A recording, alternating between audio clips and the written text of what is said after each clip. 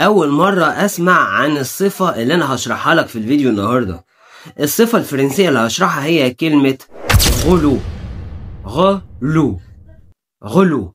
والغريب في الموضوع إن الصفة دي هي تحريف لكلمة لوغ.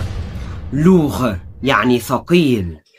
فكلمة غلو هي adjective، هي صفة، وتستخدم لوصف حد مزعج أو ممل أو ثقيل الدم، دمه تقيل يعني. وناخد مثال: Ce professeur est relou. Ce professeur الأستاذ ده est relou، بيكون يعني ثقيل الدم.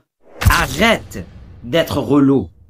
Arrête d'être relou يعني توقف عن الإزعاج، ما تبقاش مزعج ودمك تقيل. Arrête d'être relou. C'est relou d'attendre. C'est relou d'attendre يعني من الممل الانتظار.